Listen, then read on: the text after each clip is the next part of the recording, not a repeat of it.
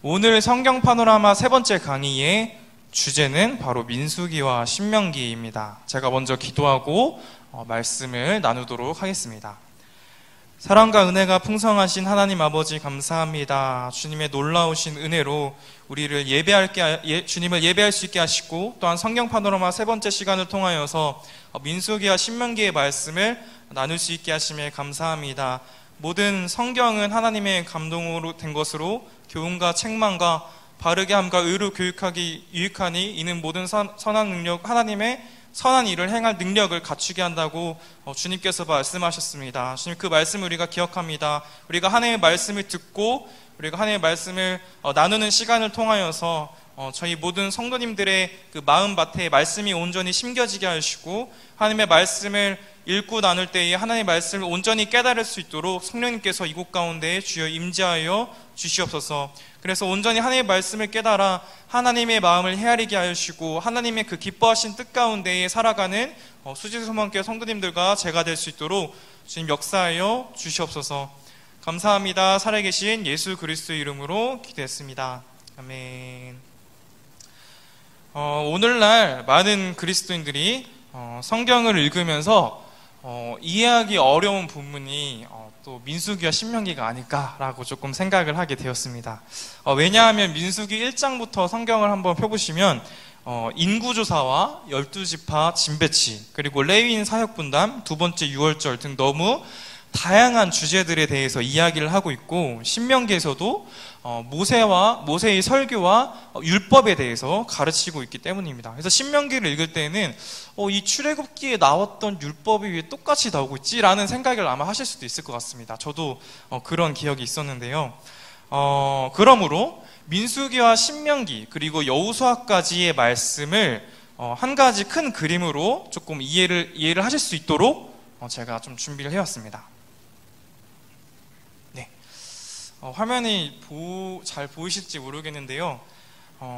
저 큰 글자를 보면 출애굽 세대와 만나 세대라고 이렇게 큰 글자가 적혀 있습니다. 제가 강의 안에도 오늘 강의에 대한 좀 핵심적인 주제들이나 그런 부분들은 제가 좀 구조, 이런 부분들은 제가 강의 안에 한 4쪽짜리 앞뒤로 이렇게 2장으로 해서 성도님들에게 준비를 했는데요. 그걸 또 보면서, 그리고 화면도 보면서 같이 이야기를 들어주셨으면 좋겠습니다. 출애굽 세대라는 말은 말 그대로 애굽에서 나온 사람들을 말합니다. 즉 이스라엘 1세대 사람들을 뜻하는데요. 이들은 모세와 함께 애굽에서 나와 시내산에서 금송아지 우상을 섬기는 그런 죄를 범하였습니다. 하지만 이들은 제사장 나라, 거룩한 시민인 그 언약을 맺고 약 6개월 동안 성막을 제작하면서 헌신하는 자들이었습니다. 하지만 이들은 아쉽게도 출애굽 세대, 즉 이 사람들은 광야 생활을 하면서 원망과 불평을 입에 달고 살았습니다. 즉 출애굽 세대, 이스라엘 1세대 사람들이 하나님께 큰 실수를 또 하게 되는데 무슨 사건이었냐면 바로 그 사건이 가데스 바네아에서 12명의 정탐꾼을 가나안 땅에 정탐하도록 보낸 사건이었습니다. 이들이 모세와 아론을 원망하는 모습들을 성경을 보면 저희가 읽을 수 있는데, 이것은 바로 모세와 아론뿐만 아니라 하나님을 원망하는 것이었습니다. 그래서 하나님은 지금까지 오래도록 참으시고 인내하셨지만 이스라엘 백성들을 이제는 징계하기로 결정하셨습니다. 징계의 내용은 20세 이상으로 계수된 사람들, 즉 하나님을 원망한 모든 사람들은 단 한 사람도 가나안 땅에 들어가지 못할 것이다 라고 말씀해 주셨고, 가나안 땅을 정탐한 날의 수의 40일을 하루에 1년씩 쳐서 무려 40년간 광야에서 유리하며 살게 될 것이다 라고 말씀을 해주셨습니다. 만나 세대는 출애굽 세대의 자녀 세대입니다. 그러니까 이스라엘 2세대 사람들입니다. 이 사람들은 출애굽 당시 20세 미만인 사람들과 광야에서 태어난 자들을 의미합니다. 이들은 광야에서 만나를 먹으며 모세에게 율법을 배운 자들이었습니다. 이들은 출애굽 세대, 즉 부모 세대와는 확연히 달랐던 사람들이었습니다. 모세에 이어 여호수아 1장에 보시면 여호수아에게 충성을 했으며 여호수아를 격려하기도 했던 사람들이었습니다.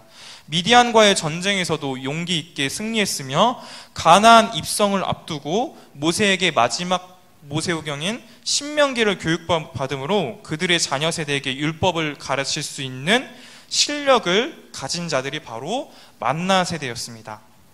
다음은 민수기 구조입니다. 총 민수기 1장부터 36장까지가 민수기의 성경의 구성이라고 말씀드릴 수 있는데 총 8가지의 이야기로 우리 성도님들에게 말씀을 드릴 수 있을 것 같습니다. 강의 안에도 적어놨는데 첫 번째는 출애굽 세대의 인구조사와 진배치, 두 번째 1년 만에 시내산에서 출발, 세 번째 계속되는 불평과 원망, 온유하고 충성된 사람 모세, 네 번째 가데스 바네아 사건 만나 세대의 시작, 다섯 번째 레위인들의 반역, 여섯 번째 무리바 사건, 일곱 번째 만나 세대 인구조사와 새 지도자, 여덟 번째 요단 동편 분배라고 말씀을 드릴 수 있을 것 같습니다. 민수기는 영어로 넘버스인데 히브리어로는 베미드바르입니다. 그래서 히브리어 원어로 보면 이런 뜻을 가지고 있습니다. 광야에서 라는 뜻을 가지고 있습니다.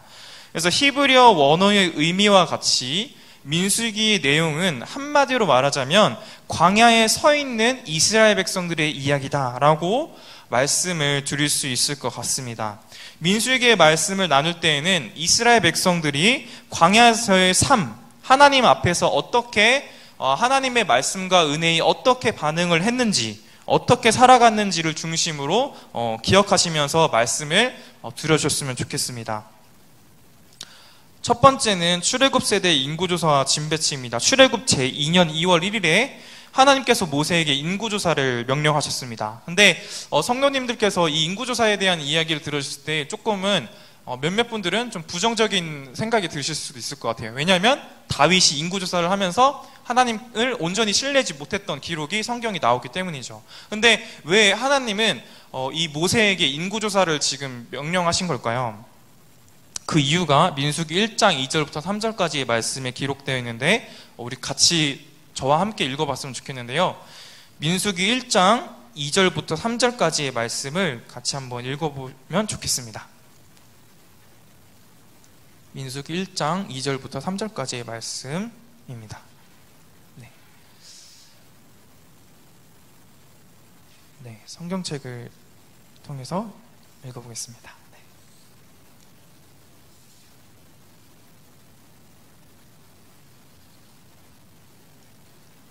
다 찾으신 것 같은데요. 같이 한번 읽어보겠습니다.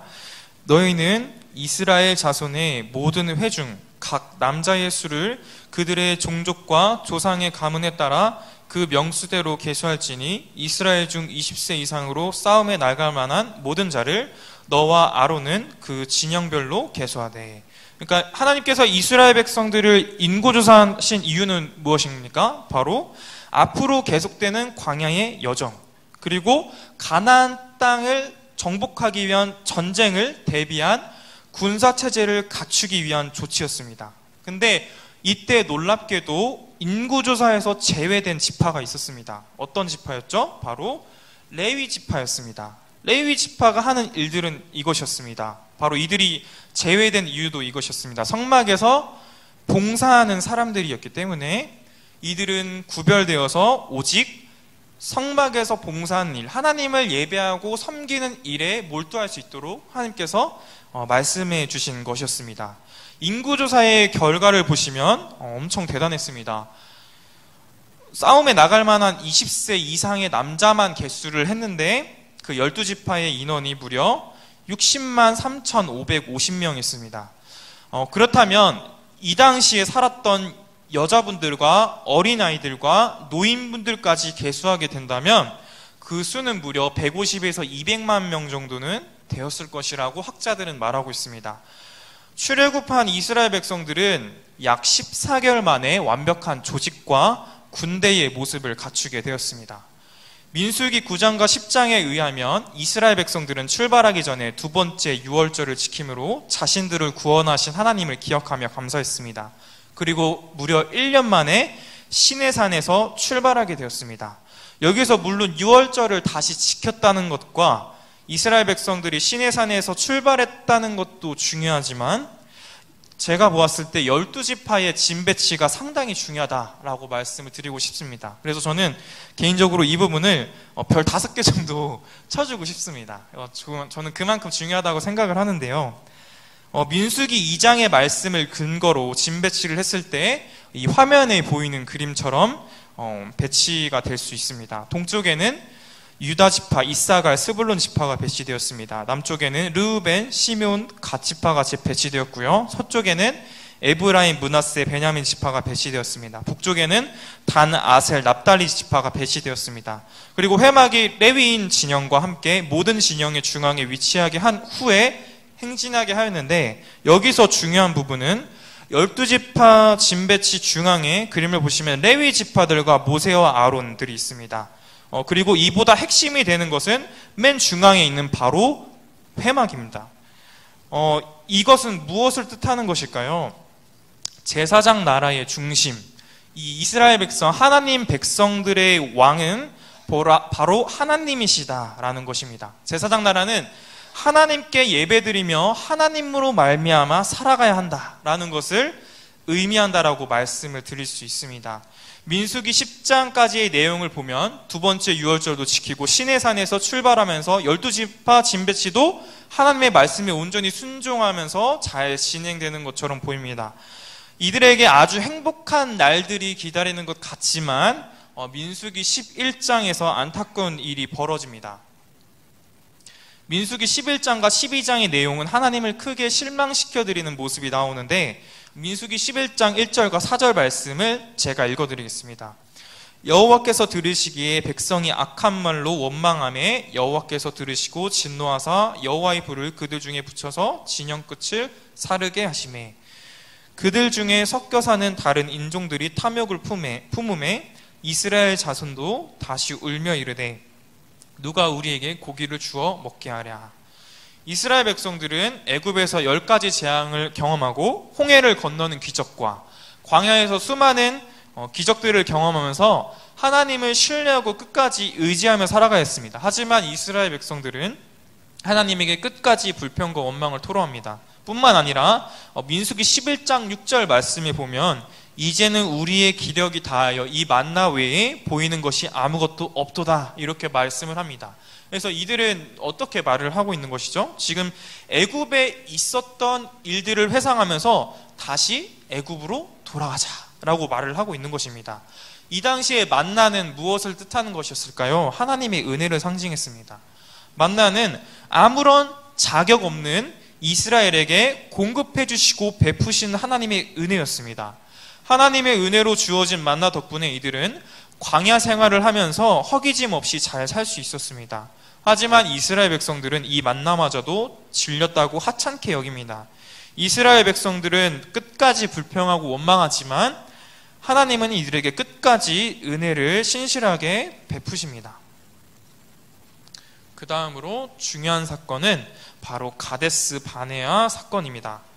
가데스 바네아에서부터 가나안까지의 거리는 약 80km로 학자들은 4일에서 약 일주일이면 걸어서 갈 수 있다라고 말을 합니다. 그런데 왜 이스라엘 백성들은 가나안 땅까지 광야에서 40년이나 돌아야 했을까요? 그 이유가 바로 가데스 바네아 12명 정탐꾼 이야기 속에 있습니다. 정탐꾼을 가나안 땅에 보낸 이유는 지피지기 백전백승이라는 말로 이해할 수 있을 것 같아요. 상대방이 누구인지 땅을 잘 알아서 지형을 잘 활용하고 전략을 잘 짜야지 이길 수 있기 때문에 12명의 정탐꾼을 모세는 보냈습니다. 그리고 이 정탐을 다녀온 10명과 2명의 의견은 극과 극의 의견을 내놓았습니다. 10명의 정탐꾼은 이렇게 말합니다. 민수기 13장 32절부터 33절 말씀을 제가 읽어드리겠습니다. 이스라엘 자손 앞에서 그 정탐한 땅을 악평하여 이르되 우리가 두루 다니며 정탐한 땅은 그 거주민을 삼키는 땅이요 거기서 본 모든 백성은 싱장이 장대한 자들이며 거기서 네피림 후손인 아낙 자손의 거인들을 보았나니 우리는 스스로 보기에도 메뚜기 같으니 그들이 보기에도 그와 같을 것이니라. 아멘. 네. 10명의 정탐꾼들은 전쟁을 하게 되면 우리는 반드시 지게 될 것입니다 라고 이렇게 말씀을 하고 있습니다. 이들의 여파로 온 백성이 밤새도록 통곡하게 됩니다. 뿐만 아니라 애굽으로 돌아가자며 모세와 아론을 다시 원망하기 시작했습니다. 하지만 갈렙과 여호수아는 달랐습니다. 민수기 14장 9절이 이렇게 말합니다. 다만 여호와를 거역하지는 말라. 또 그 땅 백성을 두려워하지 말라. 그들은 우리의 먹이라. 그들의 보호자는 그들에게서 떠났고 여호와는 우리와 함께 하시느니라. 그들을 두려워하지 말라 하나. 갈렙과 여호수아는 함께 하신 하나님, 승리하게 하신 하나님을 믿고 신뢰했습니다. 하나님은 지금까지 이스라엘 백성들에게 인내하고 끝까지 오래 참으셨지만 이제는 이스라엘 백성들을 징계하기로 결정하셨습니다. 이스라엘 백성들의 징계는 무엇이었을까요? 20세 이상 하나님을 원망한 사람들은 광야에서 다 죽게 될 것. 둘째로 정탐한 날수인 40일의 하루를 1년으로 쳐서 40년간 광야에서 유리하게 될 것. 이 두 가지였습니다. 그리고 악평을 했던 10명의 정탐꾼들은 하나님 앞에서 재앙으로 죽게 되었다라고 성경은 말하고 있습니다. 다음으로 민수기 16장에서는 레위 지파의 반역이 있었습니다. 레위 지파는 르우벤 지파와 함께 힘을 합쳐 반역을 일으켰습니다. 모세와 아론에게 거스르기 시작했고 지도자에 대한 반역, 즉 도전을 일으켰습니다. 이들은 이렇게 말했습니다. 너희가 분수에 지나도다. 회중이 다 각각 거룩하고 여호와께서도 그들 중에 계시거늘 너희가 어찌하여 여호와의 총회 위에 스스로 높이느냐. 쉽게 말하자면 모든 이스라엘 백성들도 다 거룩한데 당신만 거룩한 줄 알며 스스로 높이는 것입니까? 이렇게 말하는 것이죠. 이들의 행위는 무엇을 뜻하는 것일까요? 단지 지도자인 모세의 권위에 도전하는 것일까요? 레위인을 세우신 분과 이 모세와 아론을 세우신 분도 바로 하나님이셨습니다. 즉 모세와 아론을 거스른 행동은 바로 하나님의 주권을 무시하는 행동이었습니다. 이들의 말처럼 자기 스스로를 높이는 교만함을 가지고 모세와 아론, 더 나아가 하나님에게 도전하는 안타까운 사건이 바로 레위인들의 반역 사건이다라고 말씀을 드릴 수 있습니다. 이들의 반역의 결과는 너무나도 처참했습니다. 땅이 고라와 다단, 아비람과 온 가족들을 삼켰고 지휘관 250명은 불로 다 죽게 되었고 그리고 모세와 아론을 원망했던 백성들은 14,700명이었는데 이들 다 연병이 생겨 죽게 되었습니다. 하나님은 아론의 제사장의 권위를 회복시켜 주시기 위해 세워주시기 위해 아론의 지팡이에 꽃이 피고 열매가 맺히는 기적을 베풀어 주셨습니다. 광야학교 40년을 보내고 가나안 근처에 이르렀을 즈음 이스라엘은 주변국들에게 명성을 펼칠 만한 하나님의 군대로 바뀌어져 있었습니다. 이를 보여주는 한 사례가 바로 민수기 22장부터 24장까지 기록된 모압 왕 발락과 발람 선지자의 이야기라고 말씀드릴 수 있습니다. 민수기 22장 2절부터 3절까지의 말씀을 함께 읽어보도록 하겠습니다. 화면에도 나와 있는데요. 같이 읽어보겠습니다. 십볼의 아들 발락이 이스라엘이 아모리인에게 행한 모든 일을 보았으므로 모압이 심히 두려워하였으니 이스라엘 백성이 많음으로 말미암아 모압이 이스라엘 손 때문에 번민하더라. 하나님의 군대가 된 이스라엘 백성들이 두려웠던 모압 왕 발락은 발람 선지자를 불렀습니다. 그리고 불러서 이스라엘을 저주하라고 하였지만 하나님은 발람 선지자를 통해 오히려 축복하도록 이끄셨습니다. 이때 발람 선지자가 이스라엘 백성들을 축복하면서 중요한 예언을 했는데 그 말씀이 바로 민수기 24장 17절입니다. 제가 읽어드리도록 하겠습니다. 내가 그를 보아도 이때의 일이 아니며 내가 그를 바라보아도 가까운 일이 아니로다. 한 별이 야곱에게서 나오며 한 규가 이스라엘에게서 일어나서 모압을 이쪽에서 저쪽까지 쳐서 무찌르고 또 셋의 자식들을 다 멸하리로다. 이 말씀은 마태복음 2장에 나오는 동방박사 이야기와 관련된 말씀으로 메시아 예언을 가리킵니다.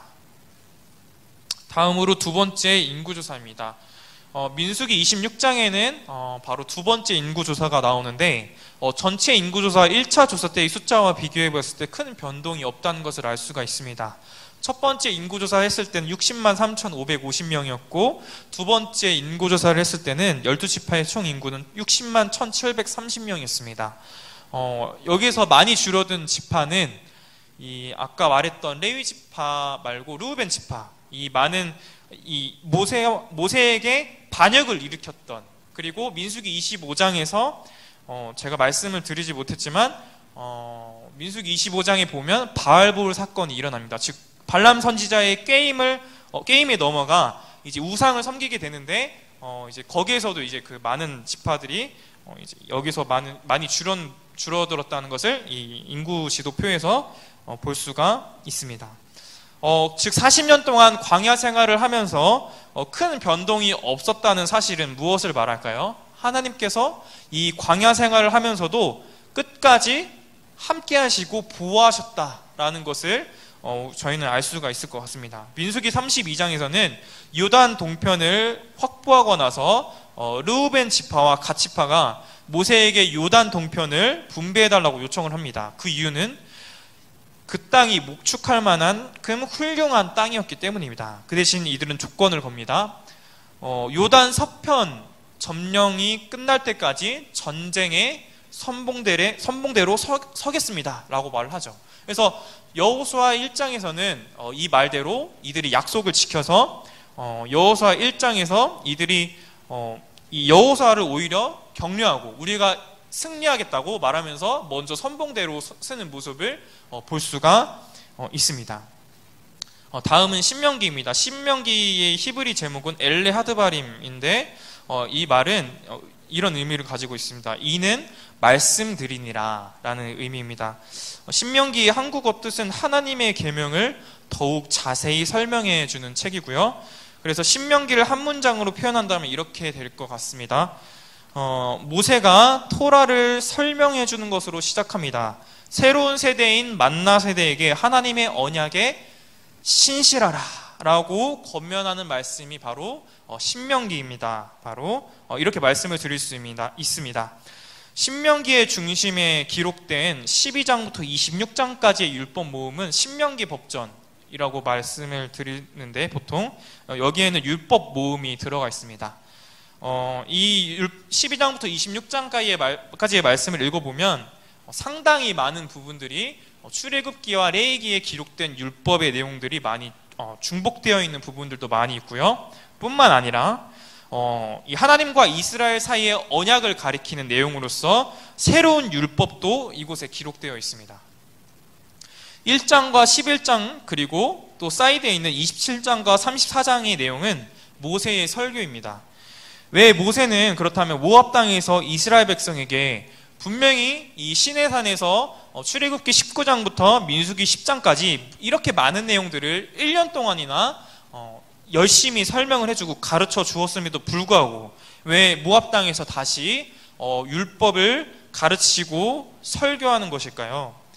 그 이유는 만나 세대가 시작됐기 때문입니다. 즉 이스라엘 2세대 사람들에게 역사를 통해 하나님이 어떠한 분인지 알려주어야 할 필요가 있었으며 율법을 통해 하나님을 바르게 알고 하나님의 말씀에 청종하고 순종하고 사랑하며 나아갈 수 있도록 하기 위함이었습니다.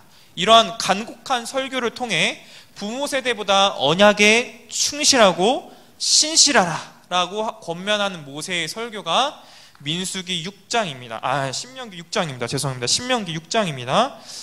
이 말씀은 많은 목사님들께서 설교하는 본문이기도 합니다. 그래서 이 말씀은 유명한 쉐마 이스라엘아 들으라 라는 본문인데요. 이 말씀은 중요하기 때문에 한번 같이 읽어봤으면 좋겠습니다. 신명기 6장 4절부터 5절까지 말씀인데 제가 화면에도 준비가 되어 있는 모습을 확인했는데요. 화면을 통해서도 또한 성경책을 통해서도 저와 함께 이 말씀을 읽어봤으면 좋겠습니다. 이스라엘아 들으라. 우리 하나님 여호와는 오직 유일한 여호와이시니 너는 마음을 다하고 뜻을 다하고 힘을 다하여 네 하나님 여호와를 사랑하라. 아멘. 이 말씀은 실제로 유대교에서 매일의 기도가 되는 말씀인 뿐만 아니라 신명기의 1장부터 36장까지 모든 주제를 아우르는 말씀, 연결하는 말씀이 바로 이 말씀입니다. 그래서 신명기를 꿰뚫는 한 가지의 말씀이 무엇일까 이야기를 드린다면 바로 이 말씀입니다. 신명기 6장 쉐마 이스라엘아 들으라. 바로 여기서 율법이 시작된다라고 말씀드릴 수 있습니다. 그래서 이 히브리어로 쉐마라는 말은 듣다라는 뜻 이상의 뜻을 가지고 있습니다. 히브리어 의미로는 들은 것에 반응하다, 또 우리말로 번역하면 순종하다라는 뜻으로도 번역을 할 수가 있습니다. 히브리어로 또 사랑이란 말은 감정이나 느낌 이상의 뜻을 가지고 있습니다. 사랑은 전심으로 하나님께 헌신하겠다는 결단이면서 동시에 우리의 의지와 감정과 생각과 마음을 다하라는 뜻이 바로 히브리어의 사랑이라는 뜻입니다. 신명기 6장 6절부터 9절까지의 말씀을 제가 읽어드리도록 하겠습니다.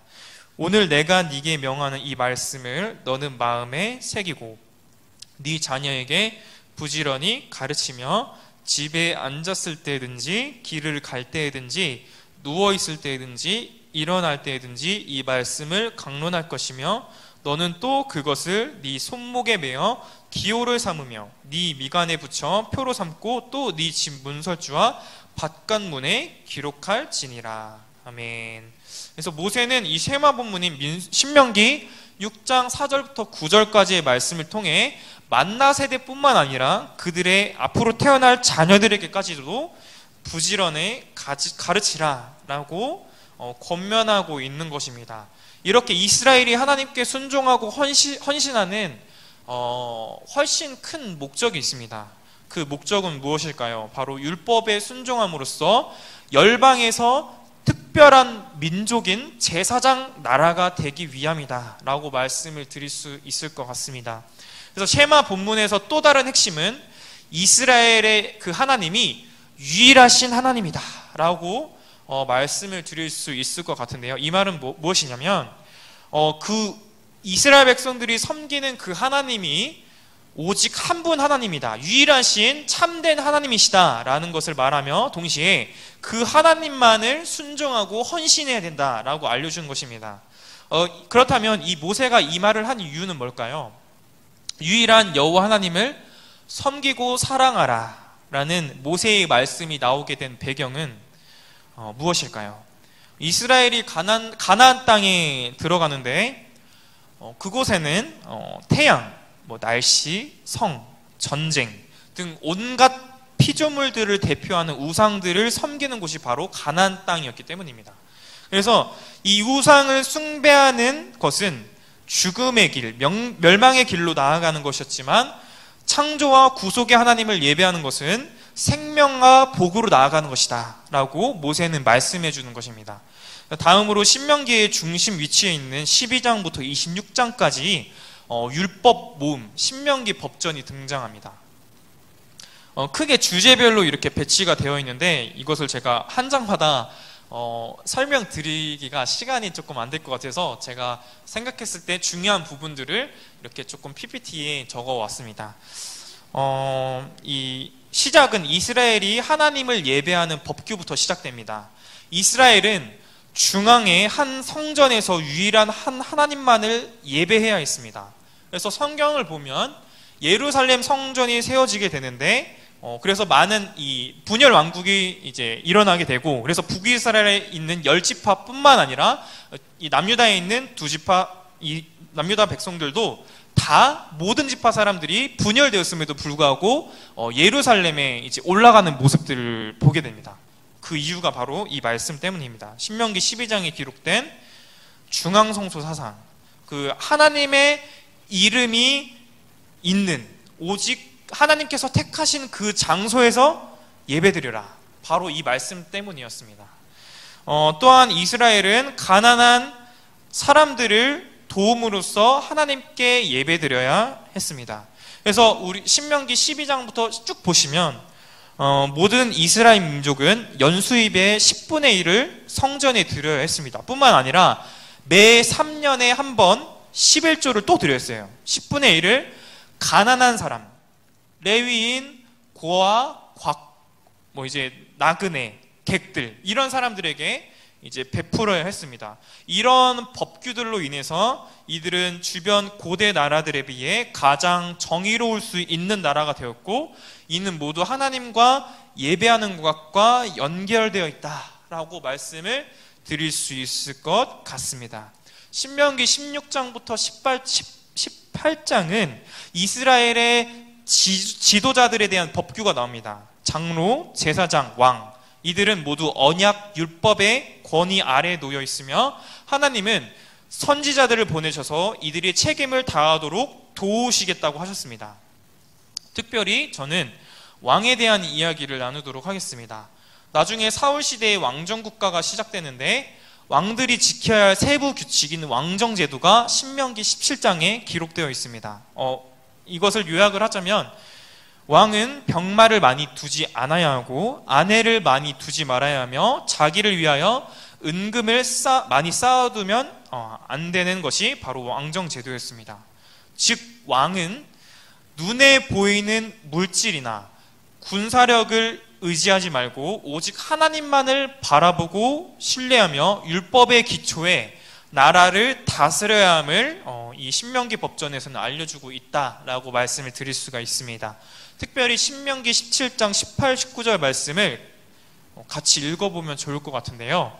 신명기 17장 18절부터 19절까지의 말씀입니다. 신명기 17장 18절부터 19절까지의 말씀을 같이 한번 읽어보도록 하겠습니다. 신명기 17장 18절부터 19절까지의 말씀을 읽어보도록 하겠습니다.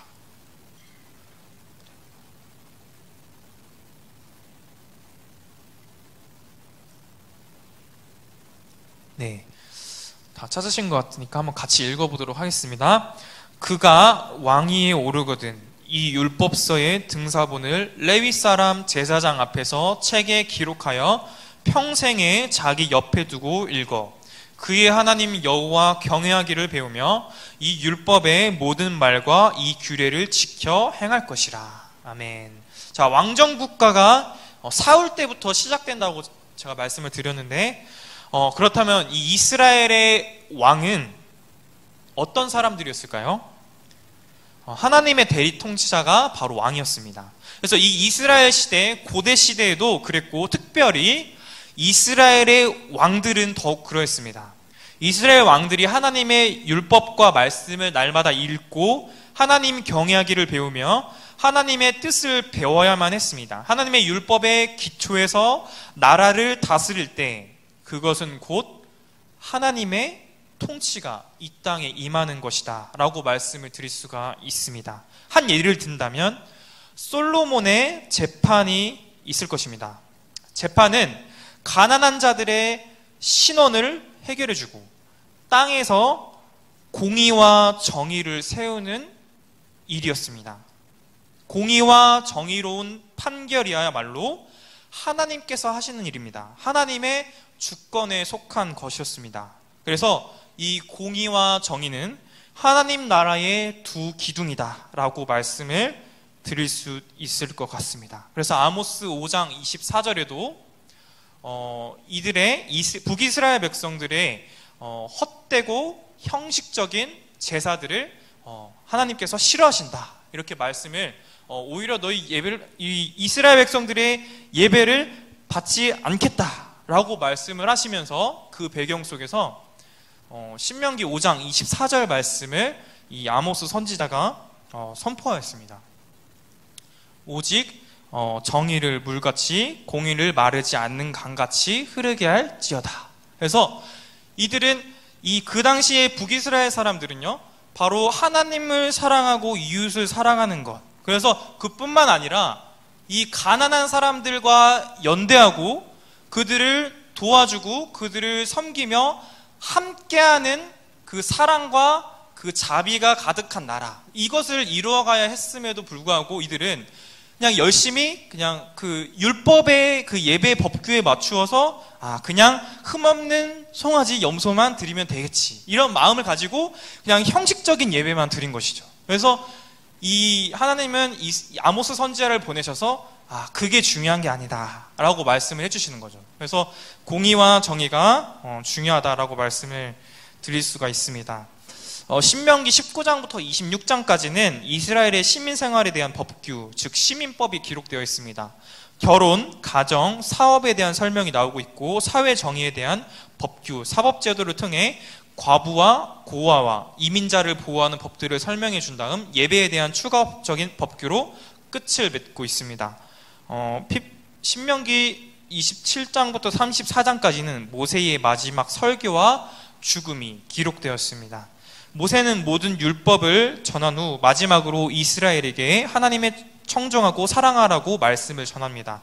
또 모세는 경고와 최후의 통첩을 하게 되는데 만일 하나님의 말씀을 듣고 순종하면 모든 것이 형통하고 하늘의 큰 복을 받게 되지만 듣지 않고 하나님을 거역하면 기근, 전염병, 황폐, 결국은 그 땅에서 쫓겨나게 될 것이다 라고 말씀을 전해주고 있습니다. 그래서 그 예로 이 남유다 이 백성들이 바벨론으로부터 이제 멸망을 당하게 되고 이제 포로로 끌려가게 되죠. 그래서 그 구체적인 예로는 바로 다니엘 1장에 있는 다니엘의 세 친구들의 이야기들이 기록이 되어 있습니다. 네. 만약 하나님의 말씀에 불순종해서 모든 저주가 이스라엘 백성에게 임함으로 만약 이스라엘 백성들이 그들이 하나님 앞에 죄를 지었다는 것 그것을 깨닫고 회개하고 하나님께 돌아갔을 때 모세는 이렇게 말합니다.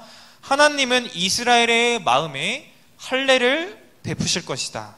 또한 그들로 마음과 뜻을 다하여 하나님을 사랑하고 생명을 얻게 할 것이다 라고 말씀을 하며 소망을 선포합니다. 이 말을 한 이후에 이렇게 말하는데요, 좀 중요한 내용인 것 같아서 이것도 한번 말씀을 같이 읽어보면 좋겠습니다. 신명기 30장 19절부터 20절까지의 말씀입니다. 신명기 30장 19절부터 20절까지의 말씀입니다. 신명기 30장 19절부터 20절까지의 말씀 같이 읽어보면 좋겠습니다.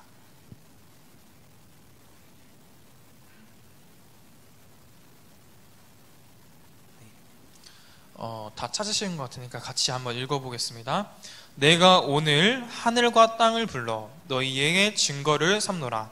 내가 생명과 사망과 복과 저주를 네 앞에 두었은즉 너와 네 자손이 살기 위하여 생명을 택하고 네 하나님 여호와를 사랑하고 그의 말씀을 청종하며 또 그를 의지하라. 그는 네 생명이시요 네 장수이시니 여호와께서 네 조상 아브라함과 이삭과 야곱에게 주리라고 맹세하신 땅에 네가 거주하리라. 아멘.